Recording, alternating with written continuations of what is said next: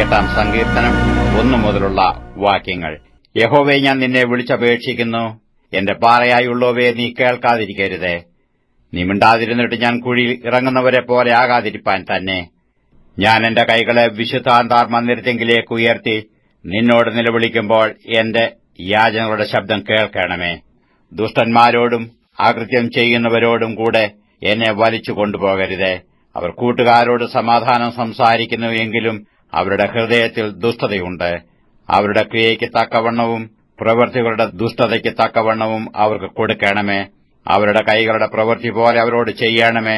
അവർക്ക് തക്കതായ പ്രതിഫലം കൊടുക്കണമേ. യഹോവയുടെ പ്രവൃത്തികളെയും അവന്റെ കൈവേലയെയും അവർ വിവേചിക്കായികൊണ്ടു അവനവരെ പണിയാതെ ഇടിച്ചു കളയും. യഹോവ വാഴ്ത്തപ്പെട്ടവനാകട്ടെ. അവൻ എന്റെ യാചനകളുടെ ശബ്ദം കേട്ടിരിക്കുന്നു. യഹോവ എന്റെ ബലവും എന്റെ പരിചയമാകുന്നു.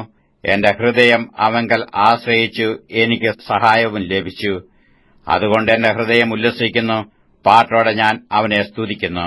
യഹോവ തന്റെ ജനത്തിന്റെ ബലമാകുന്നു, തന്റെ അഭിഷക്തനു അവൻ രക്ഷാദുർഗം തന്നെ. നിന്റെ ജനത്തെ രക്ഷിച്ചു നിന്റെ അവകാശത്തെ അനുഗ്രഹിക്കണമേ. അവരെ മേയിച്ചു എന്നേക്കും അവരെ വഹിക്കണമേ.